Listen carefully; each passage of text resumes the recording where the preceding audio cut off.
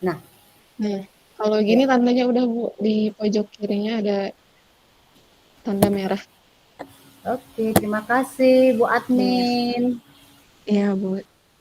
Nanti ini Oke, rekamannya kesimpan di saya dan di drive-nya Ibu. Paling nanti dari saya aksesnya saya bukakan untuk bisa sharing ya Bu ya. oke, terima kasih Ibu Admin atas Ya, bimbingannya ya. oke baik Bu, saya tinggal ya Bu. Terima kasih ya. Ya, semangat Bu, siang. Ya, terima kasih. Bu Eka, Jadi Bu Eka di mana ya kerjanya ini? saya di SD Negeri Gembor 1, Bu, Oh gitu, di guru Kecamatan SD ya, Jatiuhung. Iya, guru SD. Kalau Bapak tadi guru SMK ya Pak ya.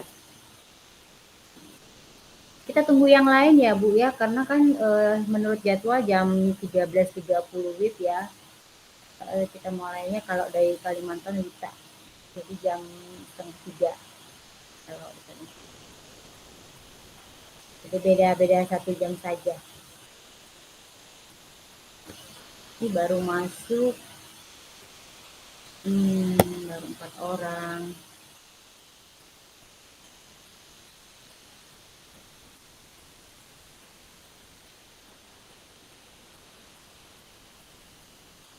Ibu-ibunya 10 ya, Bapak Ibu ya. Ini baru masuk 3, masih ada yang belum.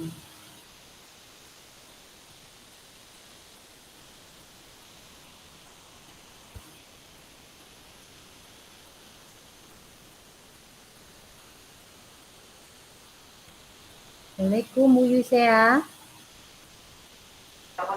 Waalaikumsalam warahmatullahi wabarakatuh. Bu Yunita, apa kabar? Baik, sehat Ibu? Alhamdulillah sehat.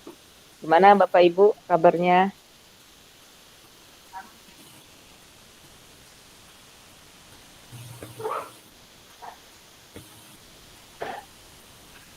Ibu Yusea di mana? Yap, Dinas.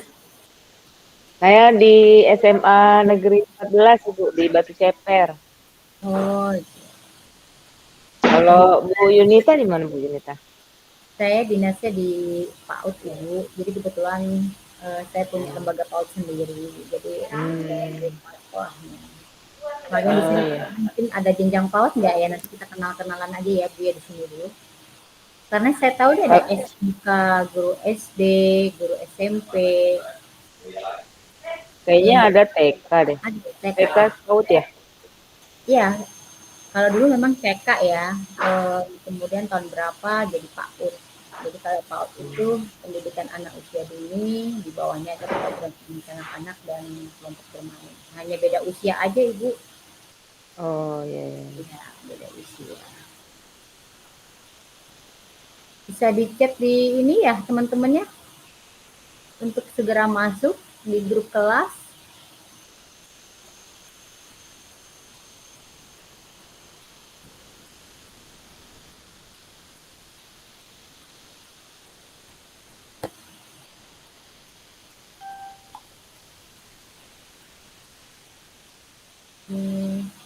Assalamualaikum Pak Salman ya. Waalaikumsalam, Bu. Ya, Pak Salman dari mana ya? Iya. Saya dari SMA 3 Kota Tangerang, Bu. Oh, Tangerang. Iya, Bu. Kita tunggu yang lain ya Bapak. Baru masuk 4 orang. Gimana tugas eksplorasi konsep Bapak Ibu? Gimana? Ada nggak ini tanggapan sebelum mulai ini? Alhamdulillah lancar sih, Bu. Iya, Alhamdulillah. Cuma saya kemarin agak mengumpulkan mungkin apa mepet tuh iya, hampir iya, jam 12 malam karena awalnya mikirnya cuma tugas apa esai ya iya, kaitannya iya, dengan ternyata ada apa berupa video ya atau audio yang harus iya, tautannya harus dikumpulkan. iya. Pak Salman kirim apa? Bentuk video atau suara? Iya Bu, bentuk video Bu. Video ya. Saya kirim bentuk video, betul.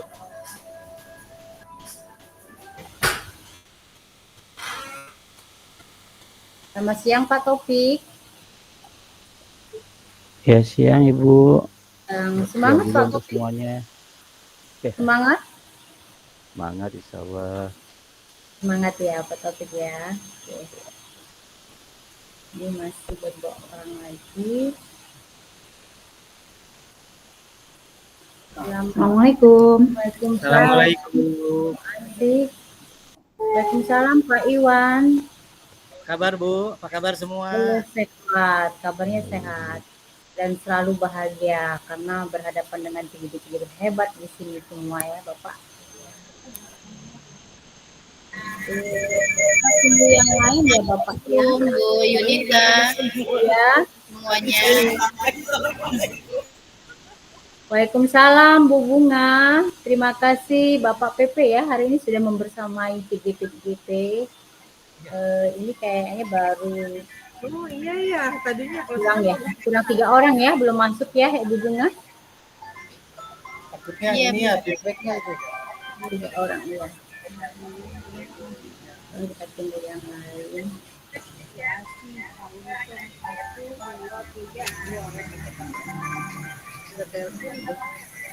Munir. Sibuk banget ya. Bu Asy di mana dinasnya? Saya di SD Alam Tangerang, Bu. Oh, SD Alam. Bagus ya. Nggak ada yang TK ya Bapak Ibu sini ya? Kayaknya saya sendiri nih. Bu Bunga di mana dinasnya?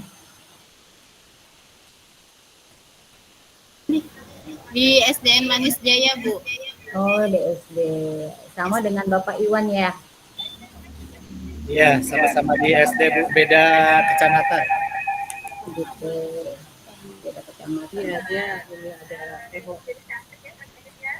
Ada berapa orang lagi Ibu Bunga? Ada PPP-nya? 2 orang lagi, Bu. Bisa minta bantuan di chat supaya kita berjalan lancar nantinya. Coba saya ini contoh.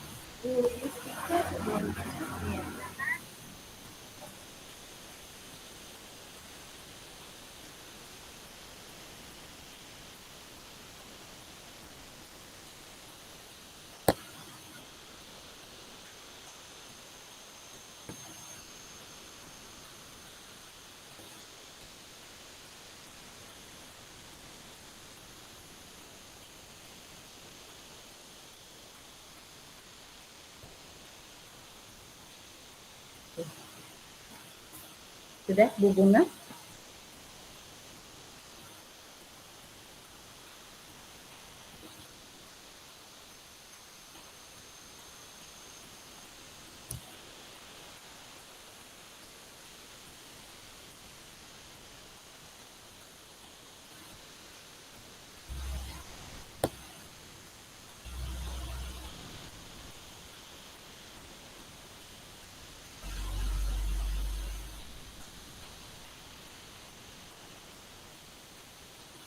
Kita mulai ya Bapak Ibu sesuai jadwal saya, yaitu kalau di Kalimantan jam 2:30, kalau tempat Ibu 1:30. Oke. Silakan Bu Yustika bergabung. Assalamualaikum warahmatullahi wabarakatuh. Selamat siang Bapak Ibu semua. Kedengaran suara saya Bapak Ibu? Kedengeran, Bu. Selamat siang. Iya, Siap, Bu. kedengeran. Kedengaran ya Bu? Bu. Pertama-tama saya mengucapkan terima kasih banyak terhadap CGP hebat ya yang sudah hadir. Kemudian juga terima kasih kepada PP kita yaitu Bapak Iwan dan Ibu Bunga yang sudah membersamai selama ini memberikan motivasi buat CGP. Semoga di perdana ini yaitu di eksplorasi konsep kita lebih banyak diskusi ya Bapak Ibu ya. Mulai saya akan bagi share dulu.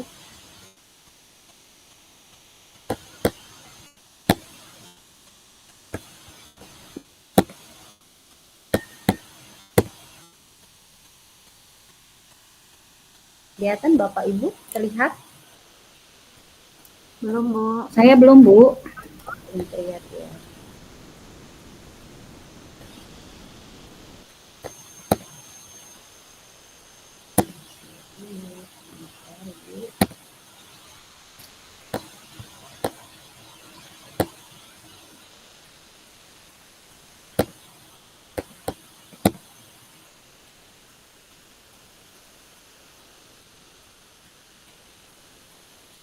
Terlihat Bapak Ibu? Sudah, Bu. Ada Bu. Iya, terlihat. Udah, Bu. Terima kasih Bapak Ibu. Di sini kita mengawali tentang materi kita yaitu eksplorasi konsep. Nah, di sini kita mungkin perlu kenalan ya Bu ya. Kenalan agar kita sama-sama enak dalam berjalan nanti. Saya juga enak membersamai Bapak Ibu di modul berikutnya. Sebelum dimulai mungkin saya akan menampilkan data ini ya, di data saya.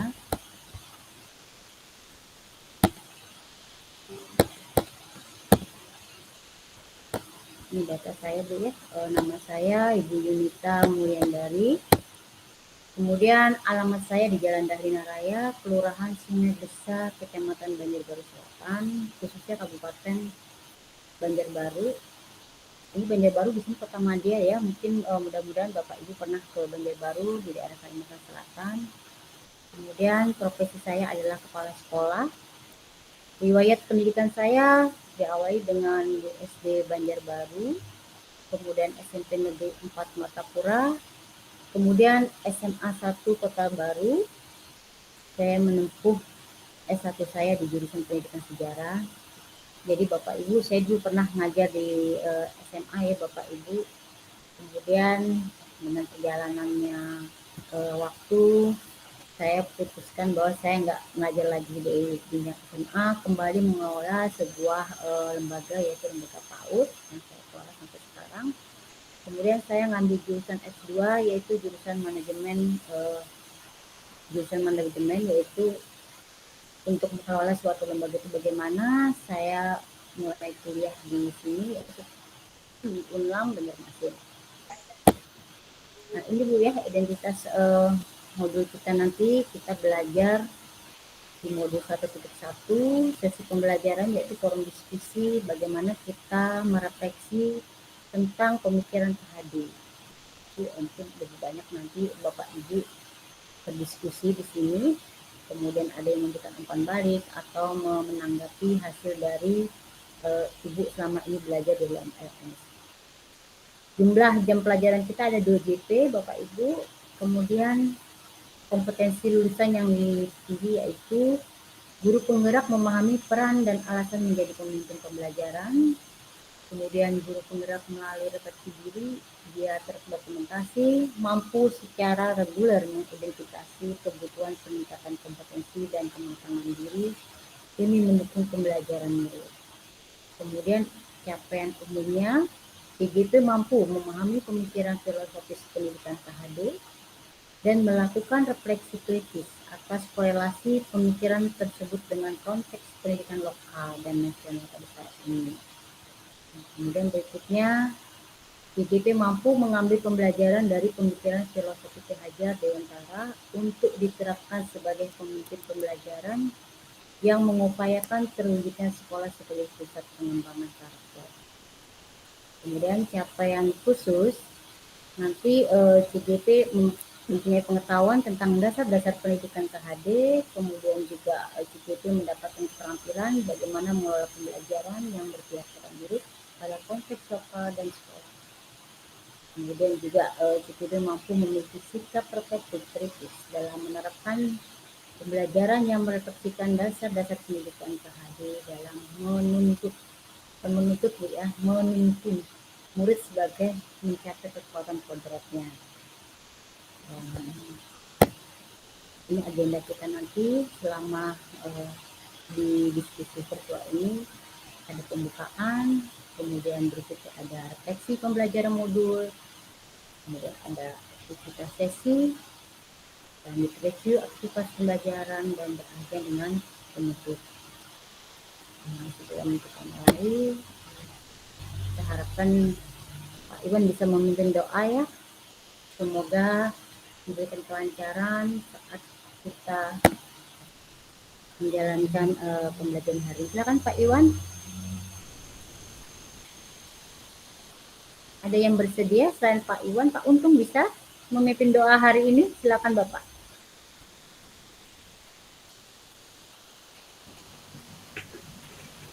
Gimana? Doa masing-masing aja Bu ya. Ya, silakan Bapak.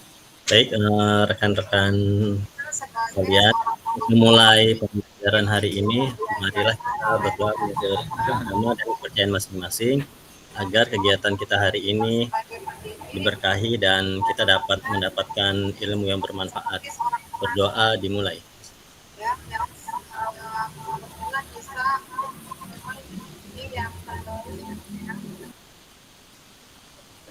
Ya, berdoa selesai. Terima Izin, kasih Bu, Bapak. udah direkam belum Bu? Sudah Bapak. Sudah, oke, ya, siap. Oke, terima kasih ya Bapak Untung sudah memimpin doa hari ini. Semoga kegiatan kita lancar sampai selesai waktunya. Kita lanjut lagi ya Bapak ya.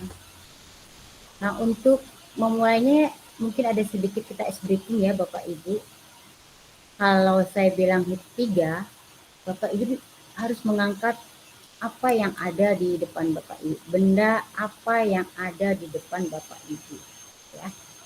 Hitungan 3, Bapak Ibu udah siap nih, benda apa nih yang mau diangkat. Oke.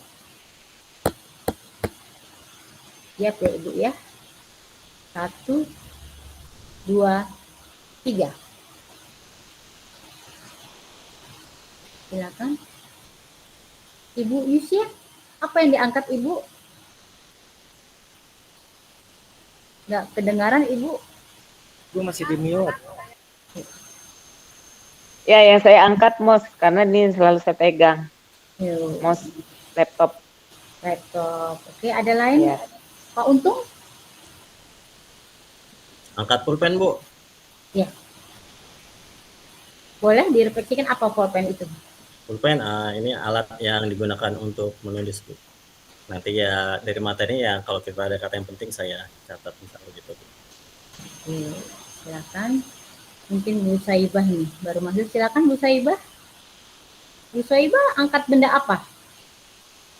Itu nggak apa-apa, bebas makan nggak penting banget. Iya maaf Ibu. Ya, Bu Saibah angkat benda apa? Yang ada tadi? Nggak kedengeran. Nggak kedengaran suara saya Bu Saibah? Iya, iya tadi maaf Bu, lagi konsen di sini. Oh iya, ya udah saya kembali ke sama Ibu. Bu Yustika ya. Silakan nggak apa-apa Ibu Saibah. Silakan Iya. Bu Yustika. Apa yang diangkat bendanya tadi Bu Yustika? Oh iya Bu, saya handphone kebetulan lagi ada di samping saya. Karena tadi saya habis balas chat WA Bu. Begitu. Ada lagi yang beda nggak Bapak Ibu? Ada yang beda? Bu Eka? Apa Bu Eka? Silakan Bu Eka. Ya, saya angkat gunting Ibu karena saya sedang mempersiapkan rapot. Besok kebetulan saya bagi rapot. Ya, oh begitu. Oke, terima kasih ya Bapak Ibu sudah merespon ice breaking hari ini walaupun simple tapi lebih bermakna. Karena Bapak Ibu mungkin ada sebagian fokus, ada sebagian menyambi ya, ada kegiatan ya. Mungkin saya memaklumi itu semua. Nah, kita lanjut ya Bapak Ibu di sini.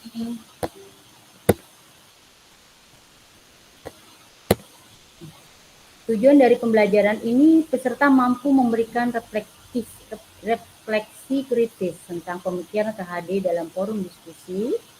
Kemudian skenario pembelajarannya di sini ada pembukaan Bapak Ibu, ini ada durasinya 25 menit. Di mana nanti aktivitas saya akan membuka forum, ini sudah kita buka ya Bu ya, dengan membacakan tujuan pembelajaran. Kemudian meminta Ibu untuk saling membuka diri. Tadi sudah saling membuka diri ya, saling berkenalan, kemudian saling merespon, itu bagian dari membuka diri begitu terhadap perbedaan pendapat. Itu belum ada pertanyaan ya Bu ya, hanya mengenalkan diri aja. Kemudian kedua yaitu refleksi kritis CGP. Ini durasinya 30 menit nanti Ibu. Jadi CGP di sini dapat menyampaikan, memberikan perspektif refleksi kritis tentang pemikiran KHD. Jadi silakan aja Bapak Ibu dalam ruang diskusi ini menyampaikan apa sih yang Bapak kerjakan di eksplorasi konsep. Karena banyak ya yang saya lihat tulisan-tulisan Bapak di situ, saya cermati, kemudian tugas-tugas Bapak mungkin ada perbedaan-perbedaan yang bisa didiskusikan di ruang eksplorasi ini. Berikutnya yaitu dialog, diskusi, nanti di sini PGP saling berdialog untuk mengkonfirmasikan bagaimana perspektif setiap PGP dalam memaknai dan menghayati pemikiran KHD dengan saling bertanya atau mengkonfirmasi perspektif rekan PGP lain. Nah, ini diharapkan dialog ini Bu semuanya ikut berpartisipasi ya Bu ya, saling memberikan pendapat, saling memberikan umpan balik. Nah, ini waktu kita 20 menit. Kemudian berikutnya skenario-nya nanti refleksi dan umpan balik.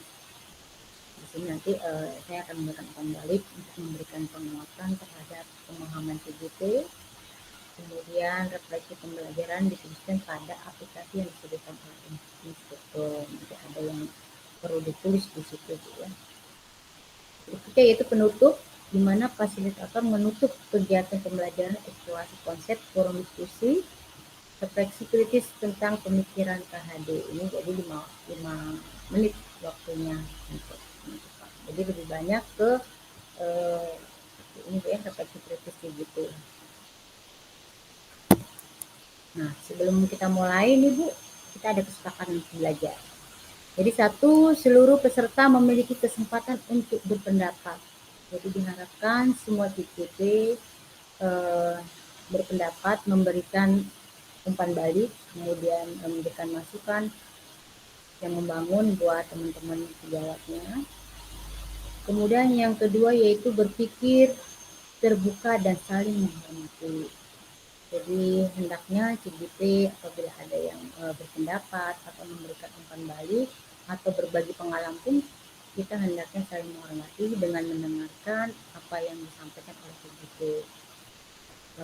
Kemudian yang berikutnya, jika ada satu peserta berbicara, maka peserta yang lain mendengarkan. Nah, diharapkan ini Bu, kita punya aturan ya Bu ya, misalnya ada CGP yang mau berbicara, maka yang lain hendaknya mendengarkan dulu. Nah, karena di sini supaya kita mengelola forum diskusi ini menjadi aman dan nyaman serta materinya lebih mengena ya Bu ya, ada bermakna. Kemudian berpendapat setelah dipersilakan. Jadi kalau misalnya mau berpendapat atau memberikan umpan balik, Bapak Ibu boleh raise hand ya, angkat tangan. Nanti baru kita persilakan untuk Bapak atau Ibu memberikan pendapat dari begitu. Kemudian 5, berpartisipasi penuh dan hadir sepenuhnya. Nah, diharapkan hari ini saya lihat PGP-nya semangat ya, apalagi Pak Untung ya udah mulai duluan tadi di forum diskusi ini. Mudah-mudahan begitu juga yang lain memberikan semangat untuk hadir sepenuhnya.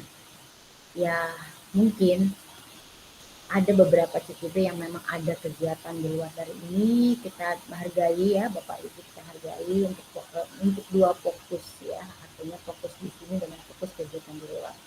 Tetapi hendaknya berusaha bisa maksimal mungkin ya untuk berpartisipasi penuh di kegiatan eksplorasi konsep ini. Kemudian berikutnya kesepakatan kita mengikuti sesi kelas dengan perasaan yang gembira.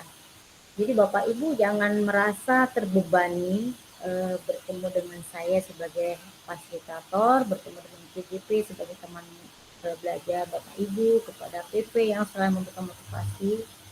Kita buat ini relax, kita buat ini sesuatu yang nyaman, yang kita diskusi santai saja. Jadi kita harapan kita kita bisa membangun diri kita menjadi gembira. Karena gembira itu ada pada diri kita. Bahagia itu ada pada diri kita, bukan orang lain yang membangun, tetapi diri kita sendiri. 7. Senantiasa on cam. Jika terkendala sinyal, diberitahukan oleh kontak ya Bapak Ibu.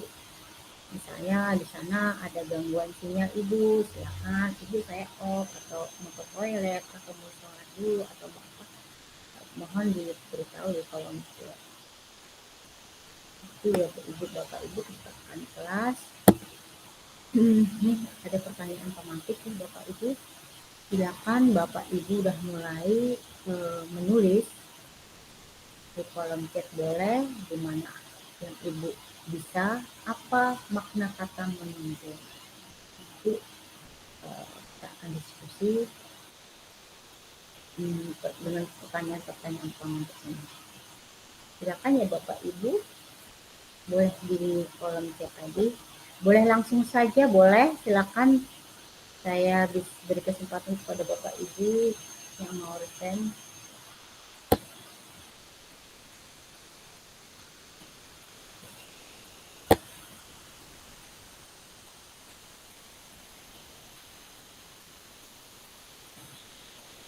Silakan Ibu Yusya. Ya, baik. Terima kasih Bu Yunita.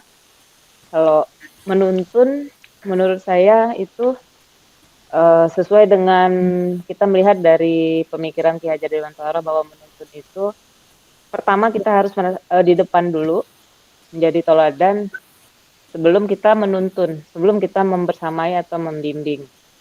Kenapa? Karena pada saat kita berada di depan menjadi teladan, maka peserta didik akan terbuka wawasannya untuk mengikuti apa yang kita bersamai nanti.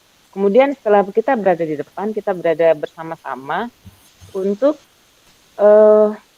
mengetahui kira-kira apa dari kepentingan anak tersebut.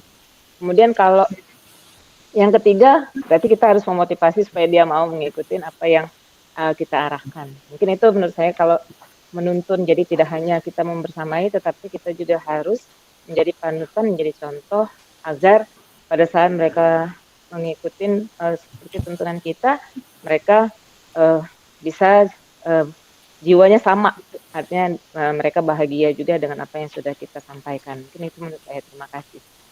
Ya, terima kasih Bu Yusya yang sudah memberikan pendapat ya bahwa menuntun itu adalah intinya contoh ya, contoh untuk anak didik yang perlu dijalankan dengan sesuai dengan apa yang dimiliki pengajar ya. Jadi semoga anak-anaknya itu melihat bahwa gurunya ini begini loh, jadi harus mengikuti. Jadi sebenarnya si pengajar juga harus memberikan contoh yang baik ya, intinya begitu ya Bu Yos ya.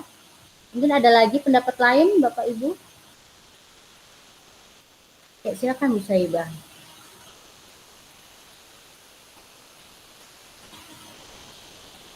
Tidak kedengaran Ibu suaranya.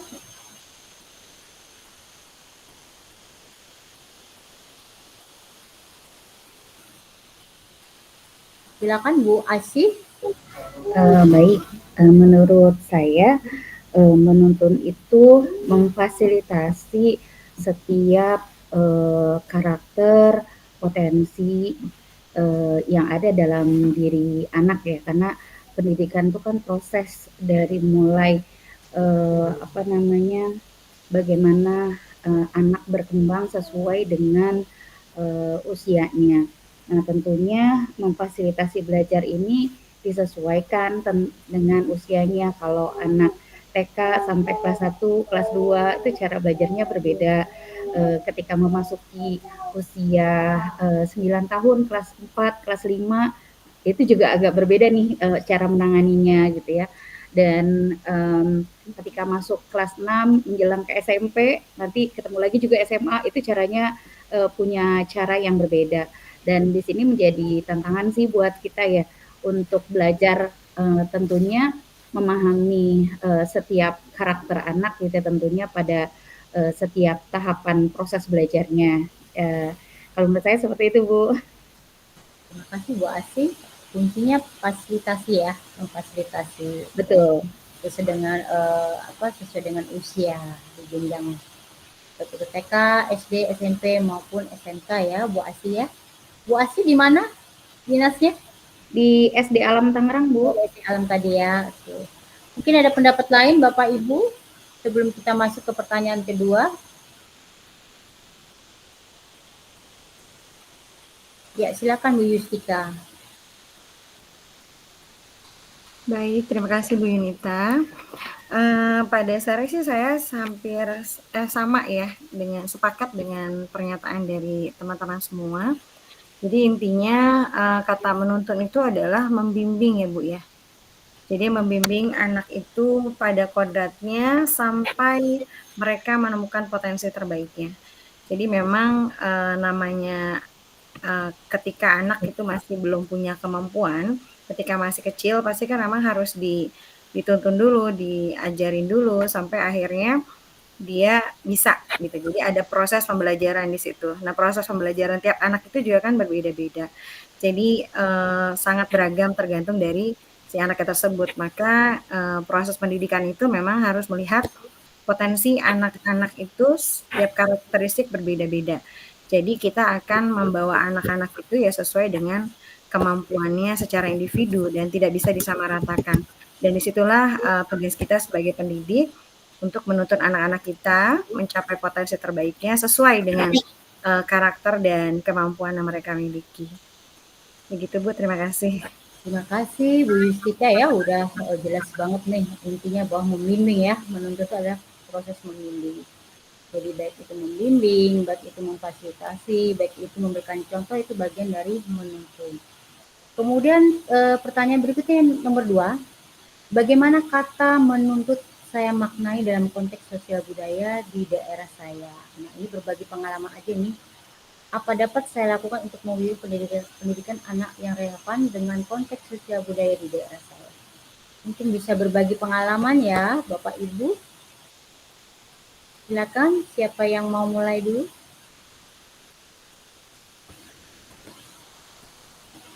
Silakan Pak Salman, Pak Muhammad Salman. Baik, terima kasih Bu atas kesempatannya. Untuk soal nomor 2, sekedar berbagi pengalaman karena saya mengajar di SMA ya Bu. Jadi P5 saya ada tema berkaitan dengan kearifan lokal. Jadi di mana para anak didik saya bimbing untuk mengenal potensi daerah yang berkaitan dengan budaya daerah. Itu ya, mulai dari tarian daerah, kemudian makanan khas atau makanan daerahnya, yang kemudian saya mohon maaf Bapak, ini ada yang bocor ya, agak terganggu, bisa di ini kurang jelas ya Bu ya suaranya? Enggak, maksudnya ada suara di luar dari ini, suara musik. Oh ya Bu, saya lagi di luar karena gitu. pakai wifi.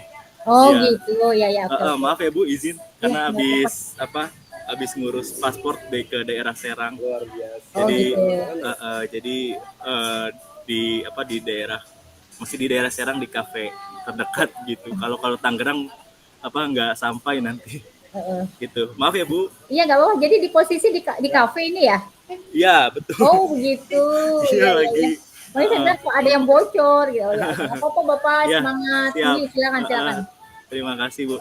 Ya, balik lagi. Jadi untuk tema P5 tadi, saya tuntun atau saya bimbing anak didik saya untuk mengenal ya daerah, budaya dari daerahnya, mulai dari makanan tadi, tari-tarian gitu ya, yang mereka bisa maknai sebagai mungkin kedepannya akan menjadi peluang bagi diri mereka yang akan mereka bisa kembangkan, mungkin yang ada minat berkaitan dengan minat tari atau minat kuliner, mereka bisa kembangkan di kemudian harinya. Seperti itu mungkin kalau dari pengalaman saya Ibu. Terima kasih atas kesempatannya.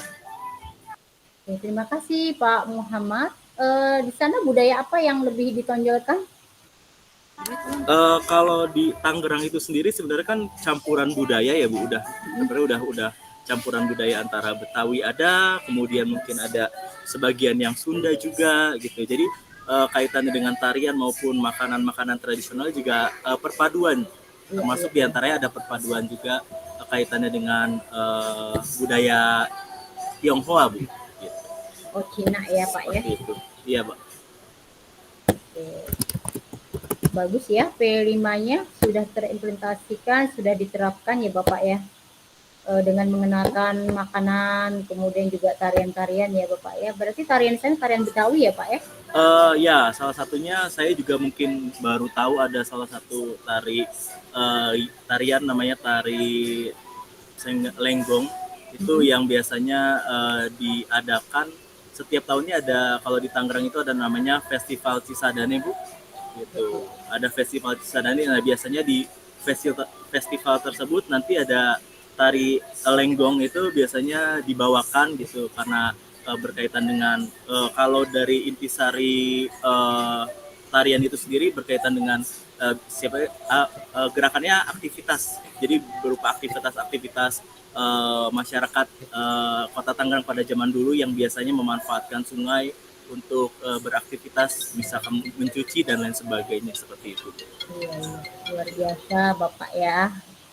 Kemudian kalau untuk makanannya khasnya apa Pak daerah sana?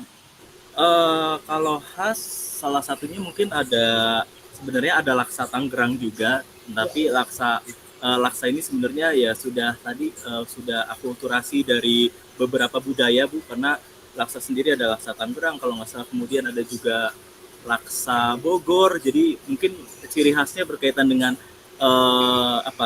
komponen ya, Bu, komplimennya aja yang mungkin kalau di Tangerang pakai sayuran tertentu, kalau di daerah lain tidak seperti itu. Kalau untuk rasa ya hampir sama sih, Bu.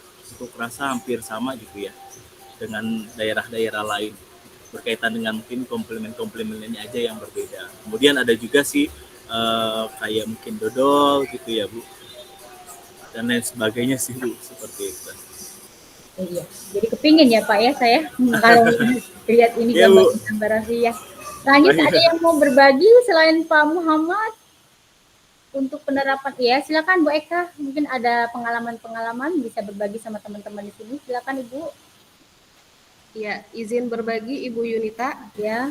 Sama seperti Pak Salman ya, saya di satuan pendidikan saya itu P5-nya itu kearifan lokal itu mengenalkan budaya-budaya yang ada di Tangerang. Tetapi karena saya bertugas di SD, Bu, jadi saya mengenalkannya itu dengan cara mengajak anak naik bis Jawara. Ya, naik bis Jawara, jadi kita berkeliling-keliling kota Tangerang, kita berkeliling di sekitaran bendungan bangunan-bangunan bersejarah yang ada di kota Tangerang, seperti pintu air 10, kemudian Masjid Al-Azom, Masjid Kalipasir, kemudian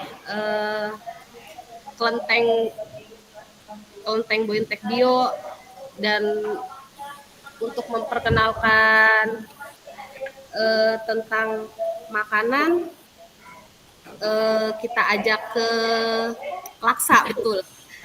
Jadi di Kota Tangerang itu ada satu tempat, Bu, khusus kuliner laksa, di situ lengkap. Jadi kita ajak anak-anak mengenal makanan yang ada di Kota Tangerang.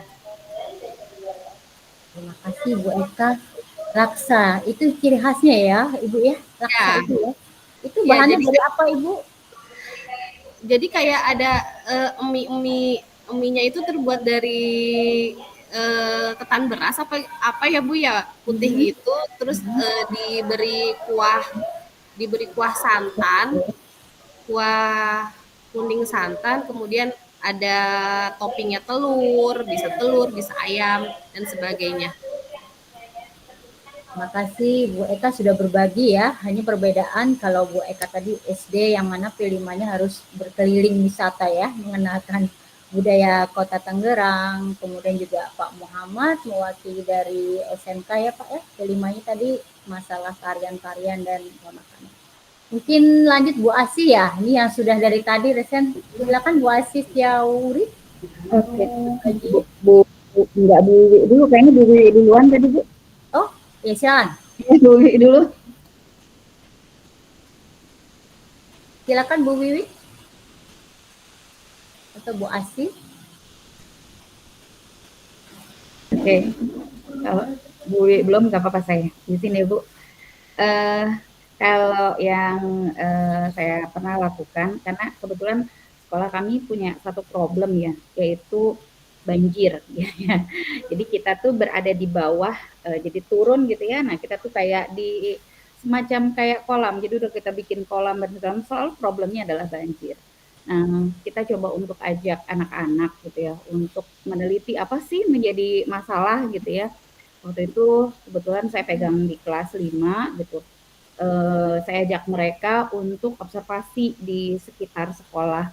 Kita keliling-keliling di sekitar sekolah, kita ngecek berapa jumlah tumbuhan yang besar-besarnya yang menjadi resapan airnya, berapa lebar selokan, akhirnya sampai kita ketemu gitu ya. Oh, problemnya adalah gitu ya, kemiringan tempat, dan tempat kita itu menjadi tempat penampungan air dari berbagai wilayah, ditambah lagi yang tadinya ada rawa-rawa kayak sawah gitu ya, itu udah berubah menjadi pabrik dan jadi problem. Dan setelah itu kita coba diskusikan hasil penelitian itu menjadi satu aksi nyata, kegiatan bersama-sama membuat biopori buat di lingkungan warga, berbagi pohon gitu ya. Kita coba cari sponsor dari orang tua gitu ya.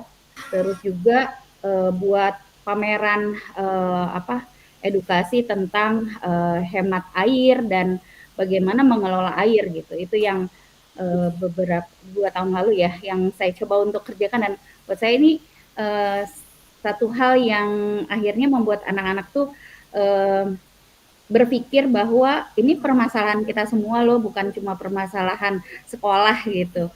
Itu yang pernah dilakukan Bu. Luar biasa tentang lingkungan ya Bu ya, P5-nya bermacam-macam rasanya di sini ya, dari cerita-cerita Bapak Ibu semua. Mungkin kita lanjut ke 3 ya Bu ya. Mengapa pendidikan murid anak perlu mempertimbangkan kodrat alam dan kodrat zaman. Silakan Bu Lucia lagi. Silakan Bu. Nomor 3, silakan. Ya, baik. Terima kasih Bu Yunita. Mungkin saya akan menambahkan sedikit dari yang poin 2 dan akan lanjut kepada poin 3 bahwa menuntun. Kalau saya di dalam pelajaran, kebetulan saya mengajar kimia, di situ saya akan membawa tentang sosial budaya, seperti misalnya pada saat menjelaskan struktur atom, di situ saya menjelaskan bahwa ada yang namanya elektron negatif dan elektron positif, serta elektron yang netral, maksudnya ion-ion. Pada saat saya menjelaskan misalnya ion negatif itu diibaratkan sebagai laki-laki dan ion positif itu sebagai perempuan. Kenapa? Karena kalau di lingkungan sekolah saya itu banyak santri, jadi banyak belajar tentang ilmu-ilmu misalnya seperti tahfiz dan yang lain sebagainya, sehingga saya ajak ke pendalaman terhadap hal-hal tersebut. Jadi misalnya karena sosial budaya sekarang sudah mulai ini misalnya kalau negatif dengan positif itu secara kodratnya bahwa itu akan saling tarik-menarik, kodrat alam. Kemudian kalau yang negatif sama negatif, positif sama positif, maka akan saling tolak-menolak. Sehingga kalau secara kodratnya adalah negatif sama positif, tetapi pada dasarnya apa banyak yang kita lihat, karena ini kan anak-anak yang sudah mulai berkembang, sehingga mereka melihat kondisi di luar sana gitu. Jadi saya sampaikan bahwa kalau negatif sama negatif ternyata saling tarik-menarik, maka kita sudah melawan kodrat. Dan mereka pada saat jelaskan itu mereka senyum-senyum, berarti mereka ada yang memahami tentang itu. Kemudian positif sama positif itu saling tolak-menolak. Tetapi kalau ada terjadi saling tarik-menarik, maka itu akan kita berarti melawan kodrat yang sudah Allah tentukan. Nah, di sini saya mengenalkan dalam segi sosial budaya yang sosial budaya. Kenapa? Karena budayanya kalau di sekitar lingkungan saya itu adalah budaya santri gitu, budaya banyak yang hafal Quran. Kemudian kalau pendidikan yang memperhatikan kodrat alam dan kodrat zaman, karena memang saya selalu teringat bahwa kata Ali bin Abi Thalib bahwa didiklah anak-anakmu sesuai dengan zamannya. Berarti kita harus selalu berkembang. Jangan mendidik anak-anak kita seperti zaman kita dulu, gitu. Kenapa? Karena mereka itu hidup pada zamannya, bukan zaman kita dahulu. Sehingga kita harus melihatkan situasi, melihat perkembangan zaman pada saat sekarang. Jadi terus kodrat alam sesuai dengan kondisi mereka di lingkungan, di rumah dan lain sebagainya. Seperti yang tadi saya sampaikan bahwa di lingkungan sekolahan saya itu adalah lingkungan yang agamis gitu. Jadi di situ saya bisa masuk dari pelajaran yang saya ajarkan. Mungkin itu Bu Yunita, mohon maaf agak kepanjangan. Iya, terima kasih Bu Yusea. Yang pasti inti terbesarnya bahwa menuntut itu adalah tumbuh kembang ya, poin terbesar. Jadi menuntut tumbuh kembang anak agar mereka mendapat kebahagiaan dan keselamatan di dalam masyarakat atau di lingkungan sekolah. Itu satu untuk yang konsep dari menuntut tadi. Itu luar biasa ya Bapak Ibu, cerita dari Bu Yusea, kemudian Bapak Muhammad, kemudian juga Ibu Asih ya. Jadi berbagai pengalaman itu penting sekali karena adanya perbedaan dan penjelasan. Tetapi berakhirnya kita harus paham bahwa menuntut di sini yaitu artinya ke perkembangan anak. Jadi tumbuh kembangnya anak agar mereka mendapat kebahagiaan dan keselamatan di masyarakat, gitu ya, di sekolah. Nah kemudian untuk kodrat alam tadi udah dijelaskan ya sama Ibu Yusea, itu luar biasa. Artinya di mana anak-anak sekarang harus mengikuti zaman. Jadi tidak mau kita tuh belajar apa adanya ya. Yang pasti dengan media-media ajar di sekolah harus kita ikuti dengan zaman sekarang. Kalau mereka harus menggunakan IT atau membuat video, itu harus pendidik atau seorang pengajar harus memfasilitasi gitu loh. Tapi dilihat dari kondisi daerah setempat. Nah, jadi jangan sampai meninggalkan kondisi daerah setempat ya Bapak Ibu. Kemudian ada lagi yang mau angkat tangan, mau berbagi? Ada nggak Bapak Ibu? Lanjut ke poin 4 ya Bapak ya. Apa relevansi pemikiran KHD pendidikan yang berhamba? Kalimat berhamba pada anak dengan peran saya sebagai pendidik atau sebagai pengajar. Jadi garis besarnya adalah berhamba. Mungkin ada Bapak atau Ibu yang ingin menjelaskan apa sih berhamba itu? Ya, silakan Ibu Eka. Ya, izin Bu Yunita. Ya. Menurut saya itu pendidikan yang berhamba kepada anak yaitu pendidikan yang bertitik kepada anak. Jadi misalkan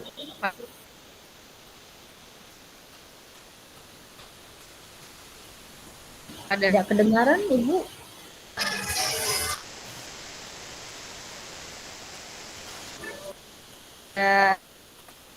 Sinyal kayaknya kan. Sepertinya sinyalnya ya Bu. Putus-putus Bu Ya, Eka. sinyalnya Bu.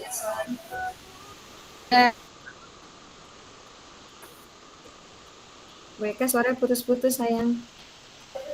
Sekarang sudah terdengar belum Bu? Terdengar Ibu, terdengar Ibu. Ya, menurut saya pendidikan yang berhamba pada anak itu menekankan pada minat, kebutuhan belajar setiap anak itu sendiri.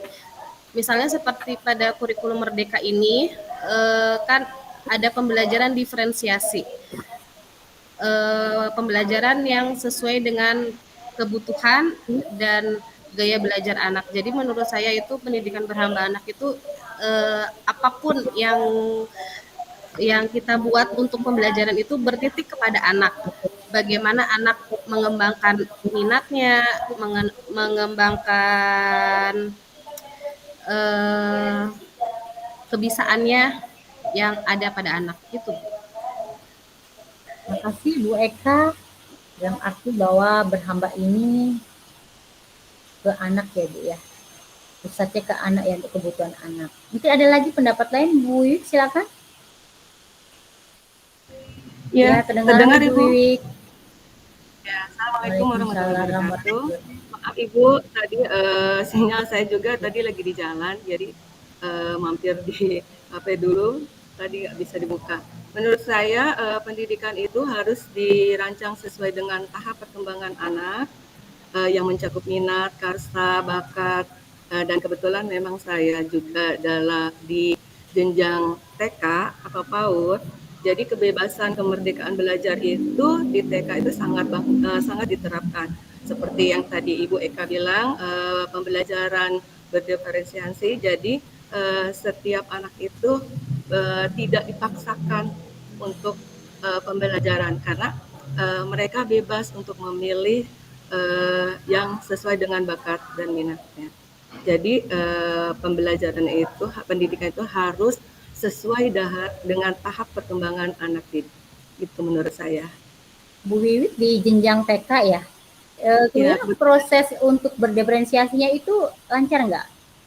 Alhamdulillah lancar. Misalkan contoh untuk pembelajarannya dalam satu hari itu misalkan kita akan membuat jus, contoh ya untuk pembelajaran diferensiasi itu kita akan membuat jus. Nah, jus kegiatan itu harus ada pengembangan kognitif, jasmani, bahasa, literasinya keseluruhan. Jadi ketika kita membuat satu rencana pembelajaran itu, kita harus memikirkan anak ini akan memilih jus apa. Kita tidak paksakan kamu harus bikin jus jeruk ya, gitu. Ketika misalkan di kelas ada anak 5 orang, seandainya 5 orang, kita harus menyediakan buah-buahan itu sesuai dengan jumlah anak itu. Dan tidak boleh hanya satu jenis. Kita buat misalkan dengan 3 jenis buah-buahan atau ada sayuran. Nah, di situ anak bisa memilih, aku mau bikin ini, aku mau bikin ini. Jadi tidak dipaksakan hanya untuk mengajarkan satu kegiatan pembelajaran. Dan ketika pembelajaran itu dimasukkan pengembangan kognitifnya, ada berhitungnya, karena lebih dari 5 kan kita bisa hitung untuk mengelompokkan jenis warnanya. Jadi satu pembelajaran itu mencakup keseluruhan dan tidak memaksakan peserta didik untuk membuat yang guru mau gitu loh. Jadi anak bebas. Bahkan pada saat kita akan membuat jus, anak pun ada yang tidak mau makan jusnya. Aku nggak mau makan jus, aku mau buahnya yang dipotong aja Bu Guru gitu. Itu kita harus ya? ikuti, misalkan nggak boleh kita makan jus gini-gini. Nah, dari situ Bu Guru pun harus bisa memberikan penjelasan agar anak, kok kenapa aku harus minum jus sih gini kan? Aku bisa makan langsung gitu. Dari situ bahasa pun komunikasi antar guru dan anak didik juga harus kita maksudnya jembatani supaya anak nggak mesti harus beli ini, harus makan jus ini gitu. Karena dengan buah potong pun dia masih boleh. Jadi itu pembelajaran diferensiasi. Kebetulan saya memang di TK, Bu. Jadi menurut saya gitu, pendidikan harus sesuai dengan tahap perkembangan anak. Terima kasih itu saja Bu Wiwik ya yang sudah berbagi ya, luar biasa memberikan pengalaman buat kita semua dengan memberikan pembelajaran diferensiasi, yaitu dengan mungkin temanya tadi tema apa itu, minuman anak-anak makanan dan minuman ya. Jadi tidak memaksakan anak ya Bu ya untuk meminum, tetapi ibu guru memfasilitasi. Lanjut, mungkin ada tambahan dari Pak Muhammad Salman, silakan Bapak. Baik Bu, terima kasih. Mungkin ya sama dengan pendapat Ibu yang lain gitu, tapi intinya kalau menurut saya pendidikan yang berhamba pada anak ini berkaitan dengan kita harus mengerti terkait dengan kebutuhan anak. Karena berdasarkan tadi balik lagi ke kodrat alam dan juga kodrat zaman, di mana kodrat alam anak memiliki sifat dan juga fisik yang berbeda-beda gitu ya. Kita harus tahu masing-masing kebutuhan antara anak A, B, C dan lain sebagainya gitu ya. Sehingga ya bisa tercapainya tadi tujuan pembelajaran berkaitan dengan keselamatan dan kebahagiaan anak tersebut gitu Bu. Terima kasih. Terima kasih Bapak Muhammad Salman yang udah menambahkan ya. Lanjut ke slide saya.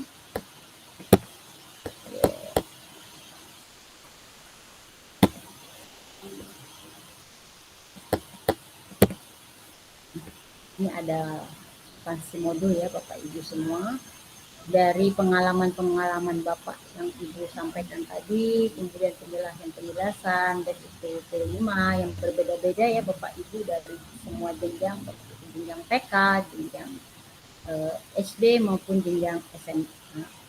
Nah di sini ada namanya peta konsep Bapak Ibu, konsep modul 1.1 refleksi filosofis pendidikan nasional KHD. Nah, peta konsep ini alurnya kita masuk ke tujuan pembelajaran.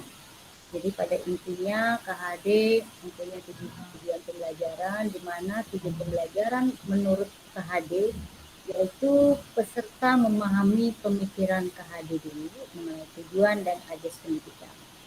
Kemudian yang kedua, tujuan dari pembelajaran KHD, poin terbesarnya yaitu peserta bisa menganalisis konsep pemikiran KHD berdasarkan pengalaman pembelajaran yang berpihak pada murid.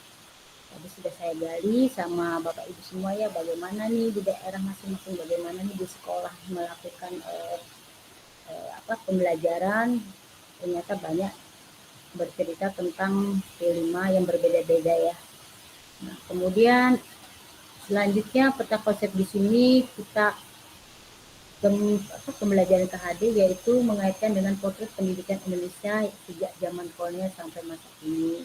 Itu kita bisa lihat ya Bapak ya, adanya perbedaan antara pendidikan dahulu sama sekarang. Mungkin dahulu banyak anak itu mengikuti pendidik atau pengajaran. Nah sekarang tidak begitu, pengajaran sekarang kurikulum merdeka, kita harus melihat pusatnya ke anak, kebutuhan anak. Guru adalah sebagai fasilitator atau sebagai pemong ya. Kemudian lanjut yaitu kerangka pemikiran KHD. Di sini ada dua kerangkanya.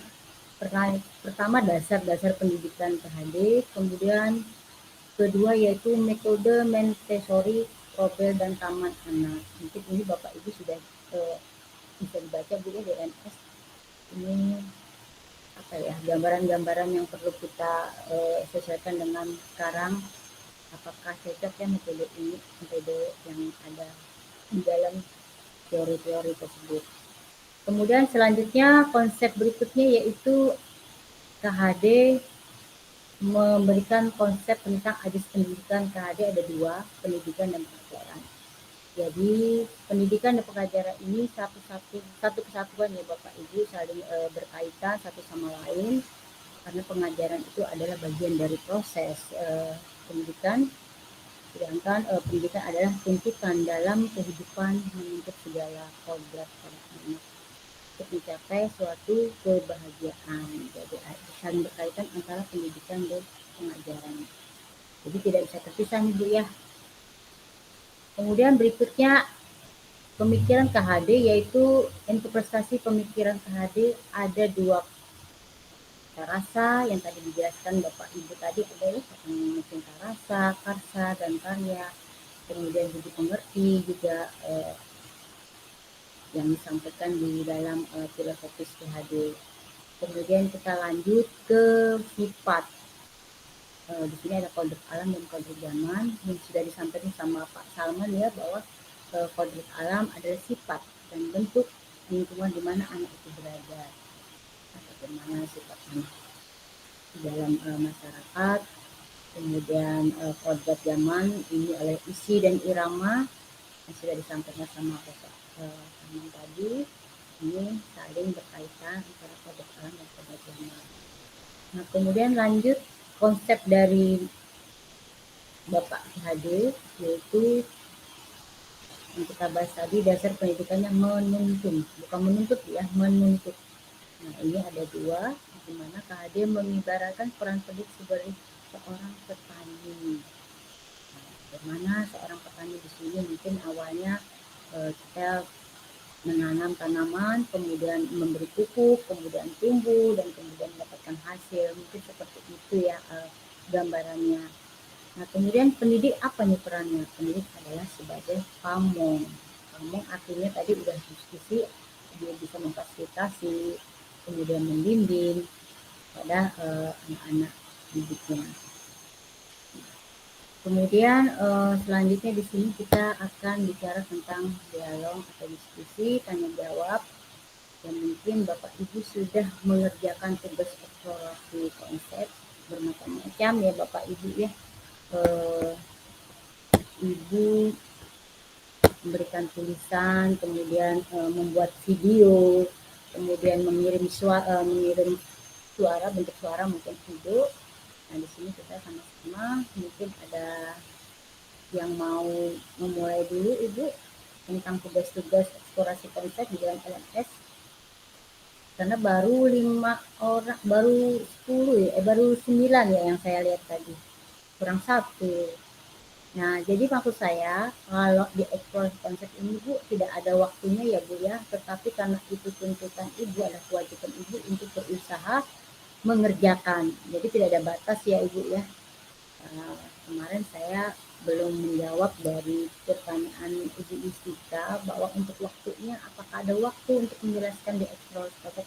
Tidak ada waktu Bapak Ibu, tetapi itu harus dikerjakan karena harus dipenuhi. Jadi kalau misalnya tidak dipenuhi tugas-tugas DMS berarti kan nilai Bapak Ibu kan nggak ada ya.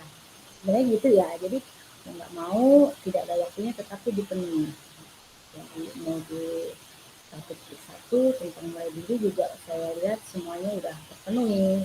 Kemudian masuk ke eksplorasi konsep, tadi saya lihat juga sudah tambahan ya, sudah terpenuhi. Mudah-mudahan begitu alurnya Bapak Ibu ya. Sedangkan untuk pertemuan kita virtual ini kan hanya di eksplorasi virtual ini konsep sama kolaborasi besok. Jadi intinya Bapak Ibu bisa memenuhi tugas-tugas itu dengan baik, tidak ada hambatan dan selalu lancar. Mungkin ada dimulai dari dialog diskusi ini. Ya, silakan Bu Yusya. Ya, terima kasih Bu. Jadi mungkin untuk dialog ini saya berawal dari video dari LMS kemarin dan ada satu yang benar-benar sesuatu hal yang baru buat saya mungkin karena perubahan pada konsep dari pemikiran Ki Hajar Dewantara ini adalah terjadinya perubahan budi pekerti. Dan hal yang baru di sini saya dapatkan adalah bahwa budi itu ada 3, olah cipta, olah rasa, dan olah karsa. Kemudian pekerti adalah, kalau saya lihat dari itu, pekerti itu adalah perbuatan. Dan untuk melakukan sesuatu maka kita butuh tenaga. Dari sinilah bahwa akhirnya pendidikan yang berdasarkan dari dengan berpedoman pada kebudayaan itu akan melahirkan suatu perubahan pada budi pekerti. Awalnya saya berpikir bahwa budi pekerti itu adalah watak, tabiat dan sesuatu hal yang berkaitan dengan kepribadian atau hanya mungkin pada kejiwaan saja atau hanya kepada pikir dan rasa. Tapi ternyata budi itu ada 3, olah cipta, olah rasa, dan olah karsa. Jadi tidak hanya olah pikir, tapi perasaan juga diolah. Kemudian karsa itu berarti ada motivasi di situ, ada kemauan, berarti jiwa juga terlibat di situ. Kemudian ada pekerti, di situ dikatakan bahwa pekerti itu adalah olah tenaga, berarti raga pun harus menyertai. Kenapa? Karena kita harus melakukan sesuatu, berarti kita harus sehat, raganya harus baik. Supaya apa? Supaya itu bisa tercipta semua gitu. Maka itulah disebut dengan holistik. Itu menurut saya holistik yang seimbang. Nah, disitulah yang tujuan dari pendidikan itu menurut saya melihat dari video tersebut bahwa memang holistik dan seimbang itu dari terjadilah perubahan pada budi pekerti yang tadi sudah dijelaskan di depan. Mungkin itu Bu Yunita, punten. Terima kasih. Ya, terima kasih Bu Yusya. Sudah begitu memahami ya, sudah begitu menjelaskan di dalam diskusi ini. Mungkin ada umpan balik. Jangan lupa ya Bapak Ibu pada saat dieksplorasi konsep itu harus ada umpan balik antara CPP lain untuk memberikan komentar video-video yang ada di masing-masing. Silakan ada lagi Ibu yang mau berbagi, memberikan masukan atau tanggapan.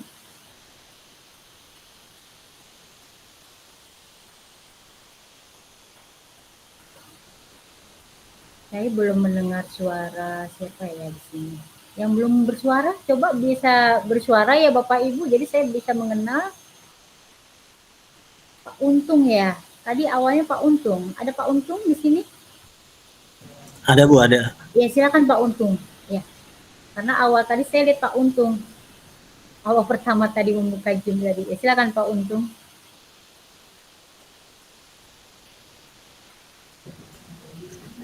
Ya Ibu, bisa itu nggak Bu, cuman sharing mungkin apa problem yang terjadi aja Bu ya? Silakan. Silakan.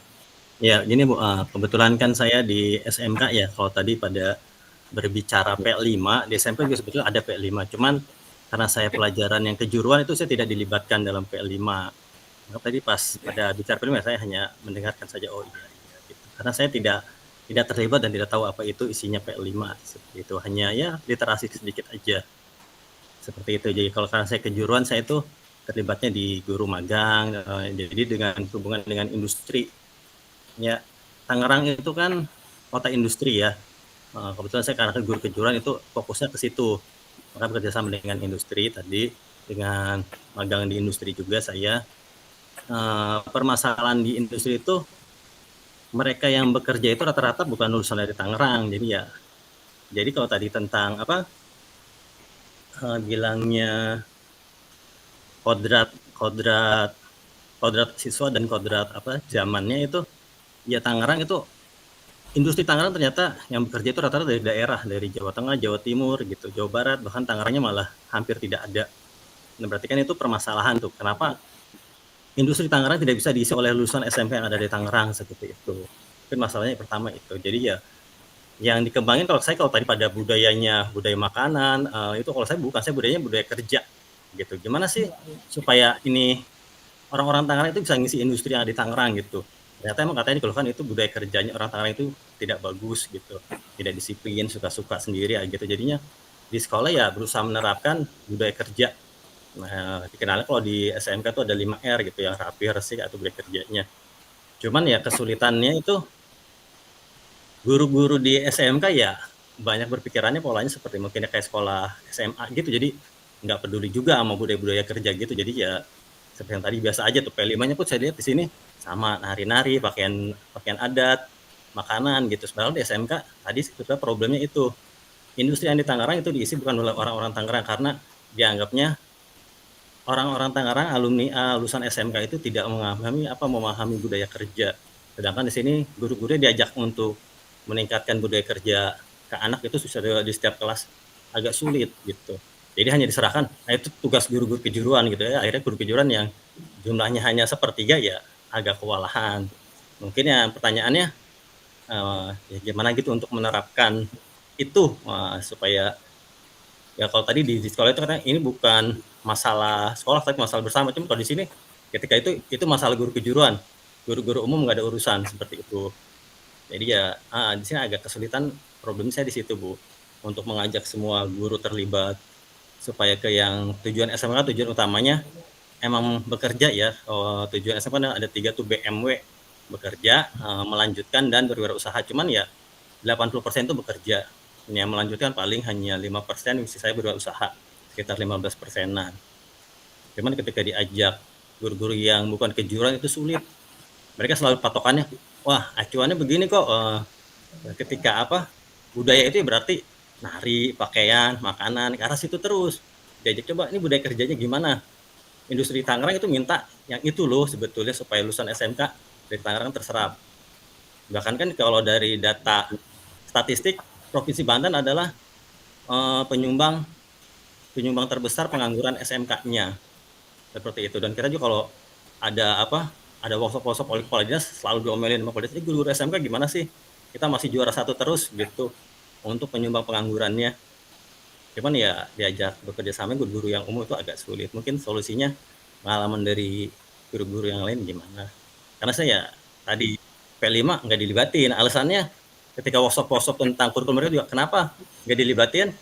Alasannya guru kejuruan itu jam ngajarnya sudah banyak. Gitu kayak saya itu ngajar dasar-dasar itu di satu kelas sudah 12 jam. Kalau ngajar 2 kelas ya udah 24 jam, itu cuma ngajar 2 kelas aja. Seperti itu. Jadi P5, katanya kan P5 termasuk bagian dari jam ngajar itu, jadi guru kejuruan tidak diterlibatkan. Mungkin itu Bu, mungkin ya diskusi aja gimana langkah-langkahnya ini supaya ya untuk di SMK tadi menerapkan budaya kerja yang ada di industri supaya di setiap kelas itu budaya kerjanya muncul seperti itu. Ya bukan budaya yang budaya tadi tarian, makanan, pakaian bukan. Mungkin seperti itu dari saya, Bu.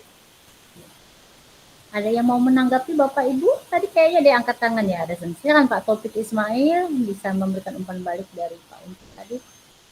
Tanya menarik ya Pak Untung ya, masalah budaya karena perbedaan daerah ya. Daerah Tangerang ya Pak ya.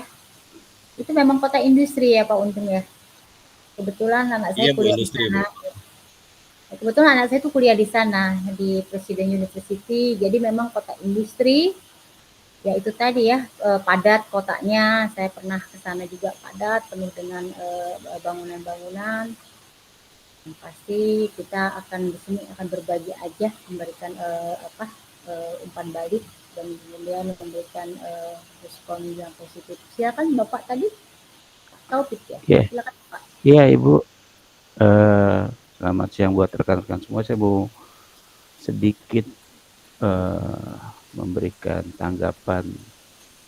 Saya mengajar di SD, memang kalau saya lihat yang pertama dulu dari Bapak Untung ini memang untuk P5 lebih titik beratnya ke budaya gitu. Akan tetapi kalau tadi saya cerna kenapa di industri di Tangerang kebanyakan dari daerah, mungkin balik lagi tadi ke filosofi KHD dari